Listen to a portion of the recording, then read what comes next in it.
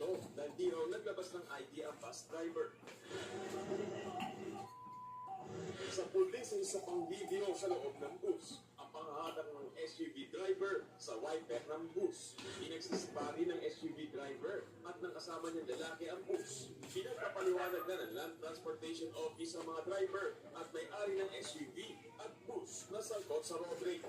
Nakatakda rin silang humarap sa pagdinig ng ahensya. Patuloy pang iniimbestigahan ang insidente. 70 araw namang suspendido ang lisensya ng SUV driver.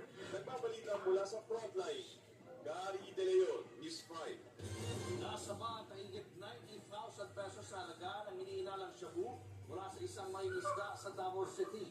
Depensa ng suspect na kaputusan lang daw siyang magbenta ng droga kapalit ng 500 piso.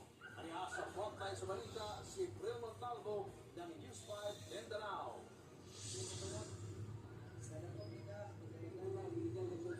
Hindi na nakapalag ang lalaking ito ng arestuhin ng mga pulis matapos makuhanan ng iligal na droga sa kanyang bulsa sa barangay Tomas Monteverde, Davao City kahapon.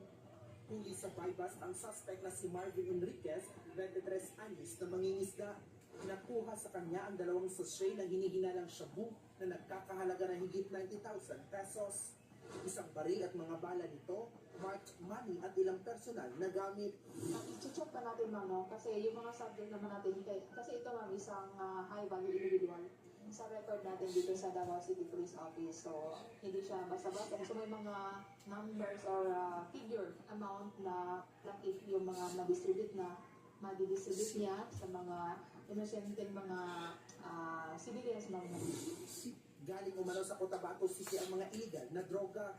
Ayon sa suspect, inutusan lang siya ng isang kakilala na magbenta nito kapalit ang 500 pesos. Pero aminado din siyang gumagamit ng shabu. Walang-wala na ako ba? Ito yung trabaho, wala ko trabaho. Walang-wala talaga ako kaya nagawa ko yun. Naghahanap na ako ng magandang trabaho na mapapasukan. May inus pa yung pangangisda. Meron kasi akong anak na binubuhay. Nakakulong na ang suspect at mahaharap sa reklamong paglabag sa Comprehensive Dangerous Drugs Act of 2002 at illegal possession of firearms. Nagbabalita mula sa Frontline, Bril Montalvo, News 5, Mindanao. Kamustahin naman natin ang sitwasyon ngayong gabi sa Legazpi, Albay sa gitna ng pag-aalboroto ng Bulkang Mayon.